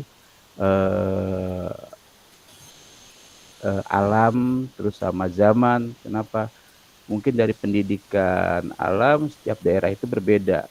Mungkin dari setiap perbedaan itu orang atau lulusan-lulusan sekolah yang di daerahnya itu akan berpindah tempat mencari kehidupan yang dimana bisa menghidupi dirinya. Mungkin di daerahnya itu tidak terlalu produktif, dia mencari ke daerah lain. Seiring dengan kodrat alam, maka muncullah kodrat zaman, di mana zaman itu menuntut orang itu harus melakukan sesuatu untuk dirinya. Mungkin kalau kita lihat dari industri ya, pegawai-pegawainya dia harus dengan tuntutan zaman, dia harus menghidupi seperti keluarganya dan lain-lain. Mungkin di kota Tangerang yang tadi Bapak Untung bilang banyak di industri di Tangerang banyak bukan dari potensi pelajar-pelajar yang dari Tangerang, mungkin itu. Nah, lalu balik lagi ke P5. Memang saya lihat untuk P5 kebanyakan orang melakukan P5 itu lebih ke budaya terus, tidak pernah yang istilahnya kayak contoh di sekolah saya P5 tadi yang benar dikatakan Pak Untung, kalau enggak tampilan, makanan, atau kemarin saya baru sekalian study tour sekalian P5 itu diskusi tentang adat-adat budaya. Kenapa tidak seperti perkembangan teknologi yang mungkin yang seperti Pak Untung sebutkan, atau mungkin karena kita dituntut sesuai dengan kurikulum atau pembelajaran yang kita hadapi, mungkin seperti itu. Jadi kita tidak bisa melenceng dari apa yang pelajaran yang kita hadapi. Gitu. Mungkin kalau seperti Pak Untung yang tadi mungkin SMK ya Pak ya, atau yang bukan seperti kita, memang itu mungkin agak-agak sedikit kesulitan juga, karena pada umumnya untuk P5 lebih banyak hal-hal yang berkaitan dengan budaya. Seperti itu. Mungkin tanggapan saya seperti itu Bu ya. Silakan Ibu Asih, tuh ada resen ya, mau nambahin dulu silakan. Ya, izin menambahkan Ibu, tadi yang disampaikan oleh Untung dan Pak Taufik ya terkait dengan lingkungan wilayah kita gitu ya, yang berada di Kota Tangerang. Memang hal yang menarik adalah kalau menurut saya pribadi, ketika kita mau merancang pembelajaran entah itu P5K, kita kan dengan kurikulum Merdeka ini sebetulnya diberikan kebebasan ya membuat merancang materinya gitu ya disesuaikan dengan lingkup wilayah kita dan problem yang kita hadapi gitu. Bisa jadi di saya yang di Tangerang Tengah dengan Tangerang yang bagian timur bisa jadi berbeda tuh permasalahannya gitu ya. Kalau saya misalnya bicara problem air misalnya di wilayah barat atau timur problemnya udara misalnya gitu. Nah bisa jadi sebenarnya P5 nggak melulu dengan budaya yang tanda kutip nari-nari gitu ya. Kalau kami kemarin memang juga mengambil salah satu tema P5 budaya itu, tapi nggak khusus Kota Tangerang. Kenapa? Karena kita ambil multi etnisnya. Multi etnis itu artinya anak-anak perlu kenal Indonesia secara keseluruhan. Betul karena anak SD ya, jadi lagi pengenalan keseluruhan Indonesia bahwa Indonesia tuh luas loh, bukan cuma kota kita aja gitu ya. Nah itu yang bisa bisa dieksplor. Jadi menurut saya kita perlu sih menggali gitu ya, mencari apa yang ada di lingkungan sekitar kita gitu ya, sehingga untuk perancangan P5 itu disesuaikan dengan kondisi lingkungan, kondisi yang dibutuhkan kita apa. Seperti kalau kita ada 2 kali P5 ya di semester 1 itu biasanya kita ambil bangunlah jiwa dan raganya. Kenapa? Ada anak-anak kita ingin membangun keberaniannya anak, kita mau membangun jadi tidak selalu kegiatannya yang ada pamerannya gitu. Kita ada eksplorasi, jelajah, nanti sharing. Kalau yang di kelas atas ya, di kelas 5-6 tuh ada kegiatan sharing hasil jelajahnya gitu ya. Kalau tadi jelajah itu gimana ngerasain naik kendaraan umum gitu ya, itu juga menjadi bagian dari proses P5. Jadi P5 tidak selalu dalam bentuk itu, termasuk ketika kita membangun budaya kerja. Sebenarnya kalau yang disebut dengan budaya kerja itu kan, kalau saya memahami kerja itu kan butuh energi ya gitu ya. Sehingga kita perlu tahu nih sumber-sumber energinya dari mana. Nah, sumber energinya dari eksplorasi yang ada di sekitar, sehingga kita tidak selalu bekerja itu nanti untuk terserap ke pabrik misalnya yang kalau di kita ya, tapi mungkin kita bisa mengeksplor potensi-potensi lain gitu. Kalau kayak mungkin di lingkungan sekitar kita ada kalau di ini ya, misalnya ada kayak bunga-bunga teleng itu ya, misalnya yang warna ungu itu ya. Nah itu anak-anak diberikan pelatihan atau skill gitu ya untuk bisa nanti berwirausaha dengan potensi yang ada di sekitarnya.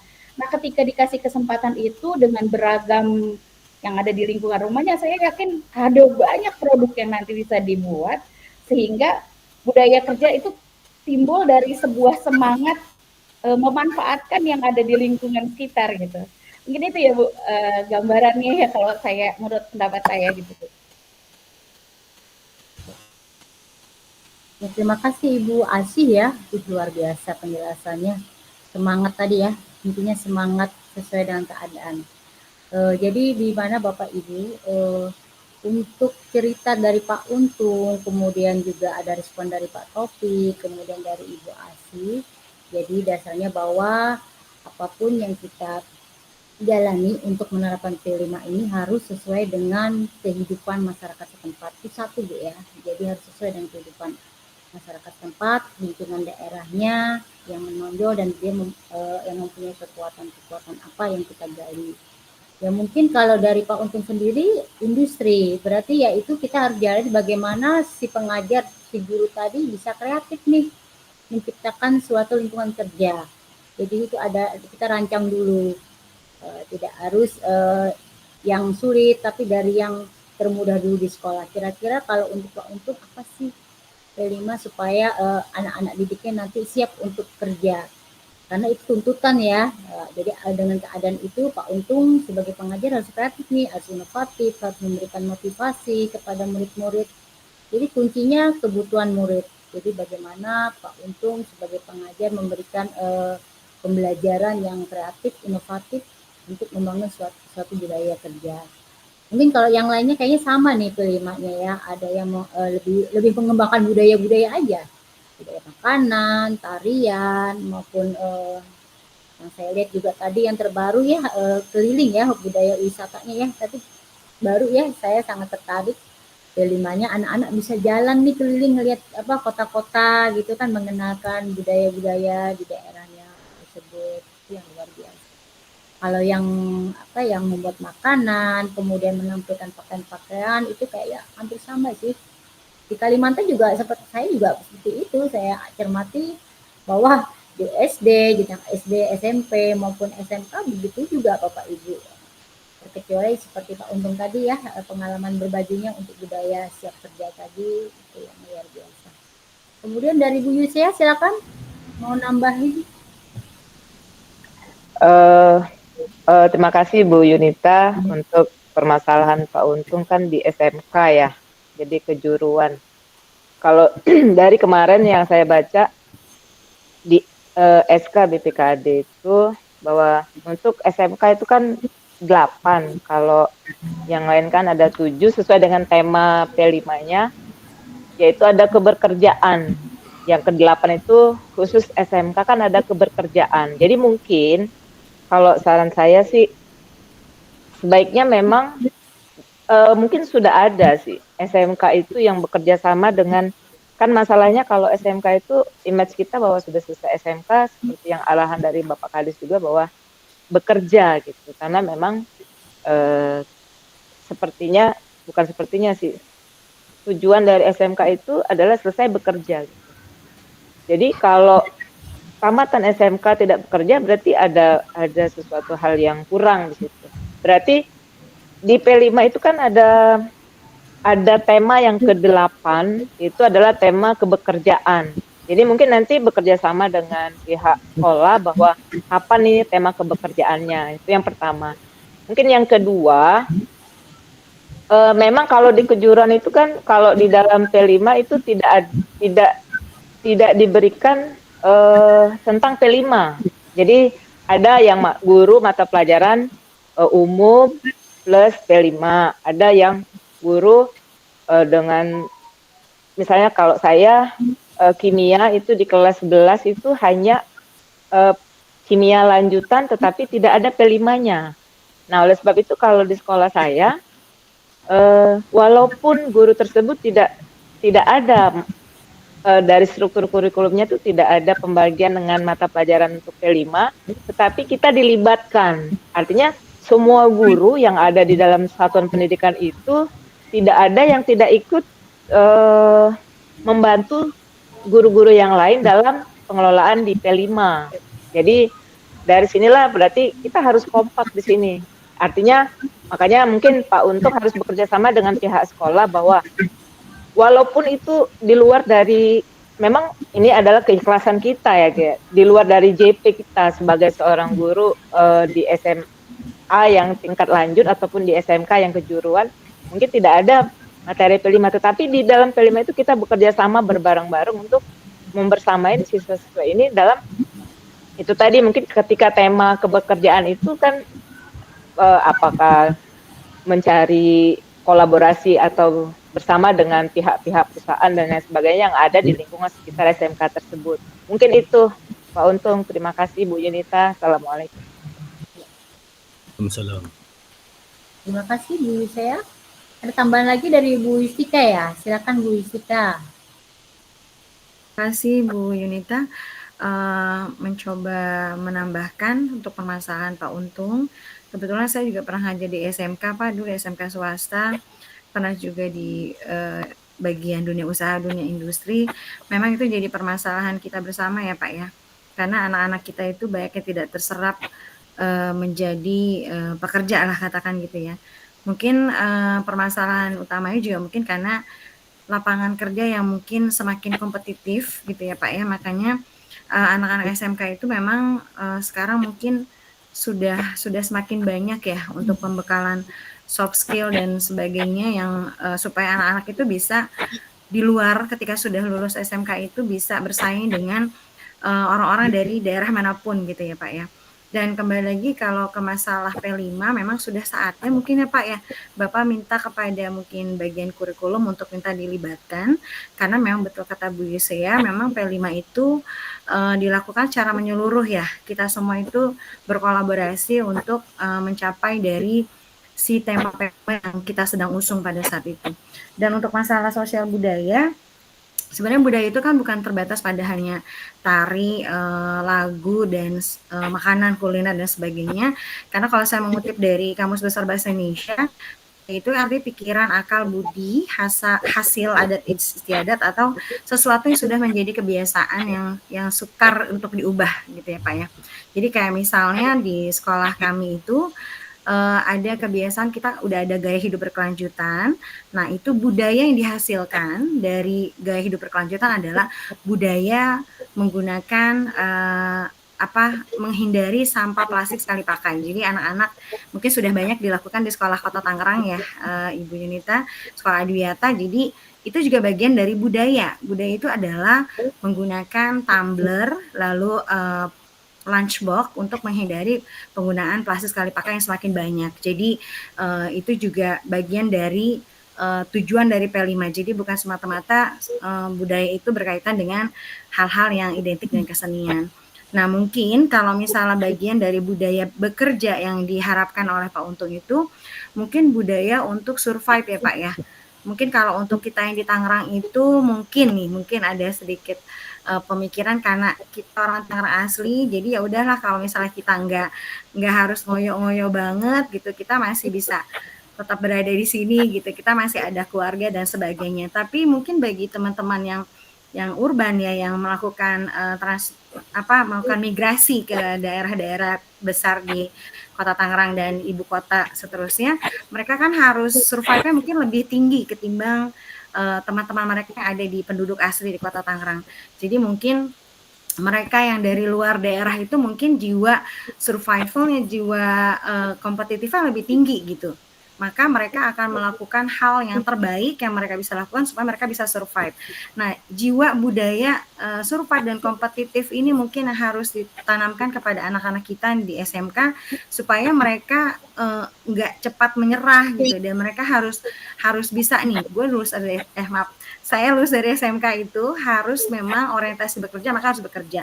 Dan memang dulu punten ya Bu, saya punya murid-murid itu biasanya untuk yang perempuan, ketika mereka tidak bisa melanjutkan kuliah, mereka tidak mendapat pekerjaan, biasanya akhirnya mereka menikah di usia yang muda. Nah, itu memang jadi jadi perhatian kita bersama sih ya. Jadi karena memang saya juga kebetulan ngajar di SMK swastanya di kampung gitu ya, punten ya Bu. Jadi mungkin mereka ya sudah ketika memang sudah tidak mendapat kerja, ya udah mungkin orientasinya akhirnya berkeluarga. Dan tapi itu kembali lagi ke individu dan keluarga, background dari keluarga masing-masing. Jadi mungkin budaya bekerja itu emang sudah harus diciptakan nih mindset kompetitif dan survive dan mempunyai skill yang memang bisa bertahan di era zaman sekarang yang luar biasa ketatnya persaingan, apalagi lapangan kerja yang semakin sedikit. Kalau menurut saya, dari saya seperti itu Bu Yunita dan teman-teman, terima kasih. Ya, terima kasih. Terima kasih Bu Yustika. Bu Wiwi, ada mau nambahin lagi? Silakan. Ya Ibu, terima kasih. Kalau berbicara tentang P5, kalau di TK, mungkin kalau untuk sosial budaya, nari, tarian itu udah biasa ya Bu. Karena anak-anak lebih identik dengan melukis, mewarnai, menari. Nah, kalau di tempat saya, P5 itu kita tentang bumiku sehat, bumiku sayang. Jadi anak dibawa ke saya buat rencana seperti dengan naik mobil Jawara yang tadi Bu Asih bilang. Cuma saya itu mobil Jawara itu tidak keliling tempat-tempat yang ada di Kota Tangerang. Kita bawa anak kita ke tempat pembuangan akhir atau tempat pembuangan sampah akhir, yaitu di Rawakucing. Jadi di sana anak-anak diperlihatkan tentang begitu banyaknya sampah-sampah rumah tangga, sampah-sampah yang lainnya itu sudah membentuk gunung. Jadi anak itu diajarkan dengan nyata, konkret bahwa sampah di rumah dia itu hanya sedikit, tapi ketika dikumpulkan akan menjadi beberapa gunung yang ada di rawa kucing itu. Nah, jadi anak dibawa ke sana, Bu, dengan mobil jawara dari Kota Tangerang, diperlihatkan. Lalu di sana pun kita diajak untuk cara memilah mana sampah organik, anorganik, sampah rumah tangga, sampah dari masyarakat, misalkan kayak di pasar, itu kan banyak sayur-sayuran.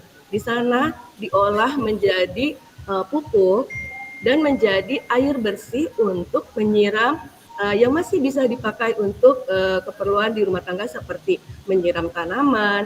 Jadi di sana air yang sudah tidak terpakai itu dibersihkan kembali ada. Jadi anak diperlihatkan, mereka senang. Jadi untuk P5 itu kita membawa ke sana setelah dari tempat pemilahan sampah itu, mereka mempraktekkan di sekolah. Kita ajak ke lingkungan sekitar kita untuk membersihkan, namanya anak kecil ya Bu, jadi dia hanya membersihkan sampah-sampah yang kering seperti sampah yang plastik, lalu mengajarkan ini loh yang organik, anorganik dimasukkan, hanya memilah. Setelah itu dia menceritakan pengalamannya segala macam, nanti sampah yang kita pilih itu akan dilanjutkan di SDIT. Kebetulan kita memang ada SDIT-nya. Jadi proyek P5 itu kita berkelanjutan juga.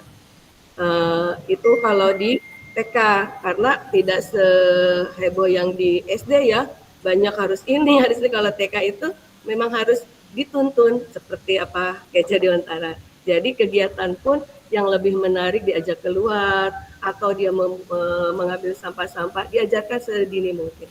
Itu aja dari saya. Terima kasih Bu Wiwi, berbaginya luar biasa ya. Mungkin satu lagi ya dari Pak Muhammad. Silakan Pak Muhammad Salman. Baik Bu, terima kasih. Mungkin kalau saya yang saya hadapi mungkin kaitannya dengan tantangannya hampir sama dengan Pak Untung. Memang pada siswa atau anak didik menengah atas ya, yang menurut saya menjadi pemikiran yang mungkin kurang relevan dengan pendidikan menurut Ki Hajar Dewantara itu adalah berkaitan dengan pressure atau tekanan ya Bu. Nah kalau saya kan kebetulan ngajar geografi ya Bu, dimana kalau geografi itu ada namanya siklus batuan. Ada batuan tertentu, salah satunya itu batuan metamorf, yang batuan metamorfik. Jadi batuan yang bisa berubah karena adanya tekanan. Nah, sedangkan di kurikulum Merdeka ini gitu ya, kita dituntut untuk mengerti anak. Ibaratnya kita tidak boleh menekan gitu ya, menekan anak gitu. Jadi padahal dalam kehidupan suatu tekanan itu adalah fitrah gitu ya. Sampai akhirnya ya tadi batu aja yang ditekan bisa berubah bentuk gitu ya, bisa berubah bentuk atau mengalami metamorfosa gitu. Makanya saya rasa mungkin yang menjadi pemikiran saya kaitannya dengan tadi filosofi pendidikan menurut Ki Hajar Dewantara yang belum sejalan dengan saya berkaitan dengan tadi Bu, mungkin pressure. Jadi mungkin Pak Untung merasa bahwa memang di dunia pekerjaan itu kan yang namanya kita menjadi bawahan pasti ada tekanan atau pressure dari atasan kaitan dengan pekerjaan, berkaitan dengan disiplin, kemudian tugas-tugas yang harus dikerjakan dan lain sebagainya. Nah, memang hal itu yang saya rasa kurang diajarkan ya, kurang diajarkan sejak mungkin dini. Bagusnya dari TK kita diajarkan dari mungkin tekanan-tekanan apa ya, katakan sedikit tekanan dengan SD, ntar tekanannya bertambah, SMP bertambah, SMA juga tekanannya berbeda lagi satu sama lain saja. Ya pada akhirnya ketika anak tersebut sudah berada di dunia pekerjaan, dia sudah terbiasa dengan tekanan sampai akhirnya dia bisa beradaptasi dengan mudah gitu dengan lingkungan pekerjaan itu sendiri, sehingga ya tadi membentuk anak yang pekerja ya, bisa bilang pekerja yang berkualitas atau sumber daya manusia yang berkualitas, seperti itu mungkin Bu. Ya. Terima kasih Bapak Muhammad Salman, luar biasa ya hari ini. Sesinya sesi berbagi pengalaman aja nih sebenarnya. Jadi pengalaman bagaimana penerapan dari P5 yang berbeda-beda jenjang. Jenjang TK yang saya dengar, jenjang SD, jenjang SMP, SMA, dan SMK. Tetapi poin yang terpenting yang Bapak Ibu pahami bahwa garis besarnya adalah untuk kepusatnya ke anak ya, kebutuhan anak. Jadi harus ke anak. Apapun Bapak Ibu mau buat sesuatu apa aja P-nya, itu pusatnya harus kepada anak didik kita atau peserta didik. Jadi artinya kita mau buat sesuatu nih, mau tadi seperti Ibu tadi ya, lingkungan ya untuk yang TK itu. Tapi kalau anaknya itu tidak mau berbaur dengan sampah-sampah, istilahnya kita nggak bisa memaksain. Terkadang kan anak-anak PAUD itu bisa jijik mau ngambil sampah atau bagaimana. Nah itu berarti tidak terfokus ke anak, bukan untuk kebutuhan anak, tetapi kepada memaksain diri, memaksain pendidik atau pengajar untuk melakukan sesuatu yang memang hasilnya itu tidak nyaman buat anak. Nah, jadi inti dari permasalahan di sini, satu, harus sesuaikan dengan kebutuhan anak didik atau peserta didik ya Bapak Ibu, karena begitu banyak sekali pengalaman yang saya rekam dari semua jenjang. Semoga P5 ini buat Bapak Ibu menjadi lebih baik lagi untuk membuat sesuatu yang menghasilkan kreativitas anak-anak didiknya. Dan ingat, kedua yaitu kita sebagai pendidik, sebagai pengajar adalah fasilitator. Ingat, kita adalah fasilitator atau pamong sesuai dengan pemikiran KHD. Jadi bagaimana kita menuntun anak-anak, mengarahkan anak-anak, membimbing anak-anak, dan menghasilkan anak-anak yang kreatif, inovatif, dan motivasi. Nah, jadi membangun motivasi kepada anak-anak itu susah ya Bapak Ibu, karena itu perlu sesuatu, perlu yang kita memahami karakteristik anak-anak didik kita. Apalagi kita sebagai guru zaman sekarang, buatlah guru itu sebagai teman curhat, bukan sebagai yang menakutkan atau sebagai penilai ya. Biasanya dulu ada penilai, itu kalau anggap penilai atau menakutkan itu tidak berhasil ya untuk kedepannya anak-anak didik kita. Jadi buatlah Bapak dan Ibu guru yang disayangi, guru yang dicintai, dan guru yang dirindukan. Karena itu berkaitan dengan konsep eksplorasi konsep, yaitu harapan-harapan Bapak Ibu. Nah mungkin sebelum berakhirnya ada harapan-harapan yang ingin Ibu sampaikan di forum diskusi ini, baik harapan dari pengajar maupun dari murid seperti apa, bisa disampaikan di sini Ibu. Ada yang mau mulai? Silakan.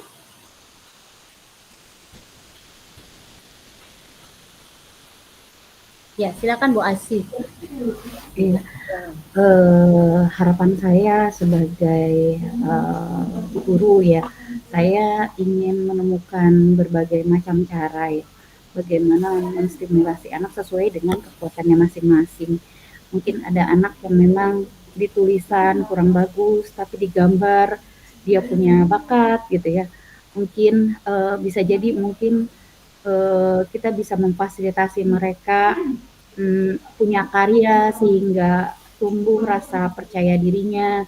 Saya sedang mencoba terpikir ya, harapan saya bisa dari sharing ini tadi dari teman-teman cerita gitu ya, jadi seperti menyala gitu ya, ide-ide yang ingin saya lakukan sehingga bisa ketemu nih memfasilitasi anak-anak yang sangat beragam ya, dan menemukan potensi terbaiknya mereka sehingga tumbuh rasa percaya dirinya, konsep diri yang positif, sehingga kalau ini sudah tumbuh saya yakin kayak problem-problem perundungan dan lain-lain tuh selesai ya kayaknya dengan kekuatan yang dimiliki oleh anak-anak gitu. Jadi saya seperti itu Ibu. Ya, terima kasih Bapak Ibu yang sudah memberikan komentar, kemudian respon yang positif, kemudian berbagi pengalaman. Nah, di sini kita terakhir dulu ya untuk refleksi dan kembali. Di sini hasil dari diskusi kita mungkin saya memberikan refleksi pembelajaran, satu, bahwa pendidikan dan pengajaran itu saling terkait. Ingat, saling terkait satu sama lain. Kenapa? Karena pengajaran itu adalah bagian dari proses, sedangkan pendidikan adalah penuntutan. Jadi dalam pendidikan menuntut segala kodrat kepada anak untuk mencapai kebahagiaan dan keselamatan. Kemudian refleksi berikutnya yaitu bahwa menuntun. Menuntun itu ada tumbuh kembangnya ya. Anak agar mereka mencapai keselamatan dan kebahagiaan sebagai manusia maupun masyarakat.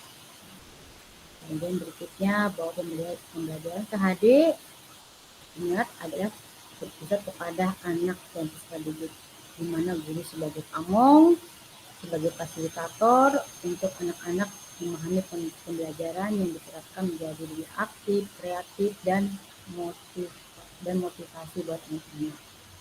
Nah, mungkin itu saja ya Bapak Ibu pertemuan kita, karena waktu kita tinggal beberapa menit lagi. Kita berakhirnya sampai jam 4 ya. Kalau waktu Indonesia Tengah jam 4 ya. Untuk penutup ini kita foto dulu ya Bapak Ibu ya. Silakan yang bisa mengambil foto boleh dibuka ininya Bu.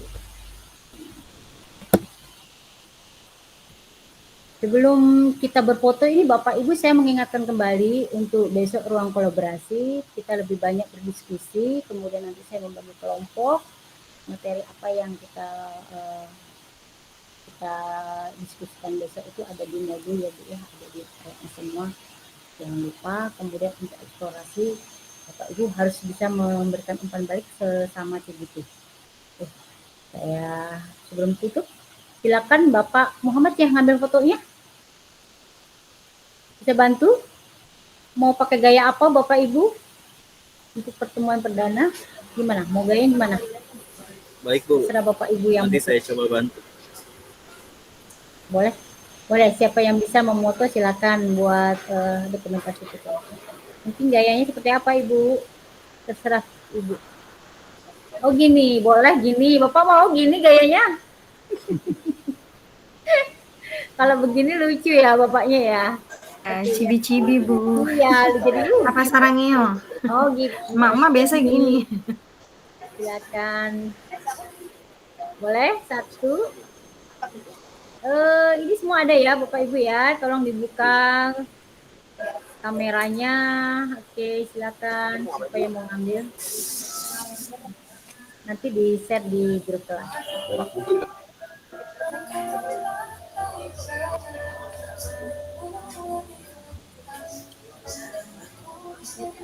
Ya.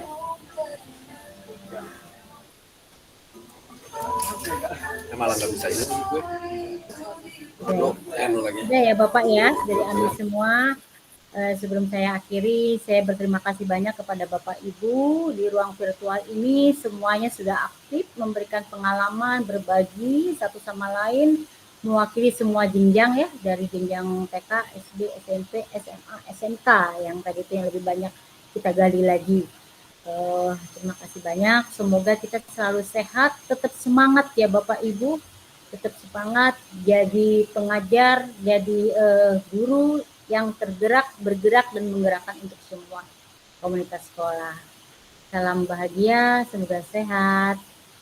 Saya akhiri dulu dengan wassalamualaikum warahmatullahi wabarakatuh. Bapak Ibu, selamat Waalaikumsalam. Waalaikumsalam warahmatullahi wabarakatuh. Dadah teman-teman semua. Terima kasih buat Bu Bunga, baru terlihat Bu Bunga sama Pak Iwan ya. Terima kasih banyak sudah membersamai TGP. Iya, terima kasih juga Ibu Yunita dan juga CGP hebat yang lainnya. Izin live Bu. Izin ya. Ya, izin live ya Bu Yunita. Izin live Ibu. Silakan Terima kasih. Terima kasih Ibu, izin live.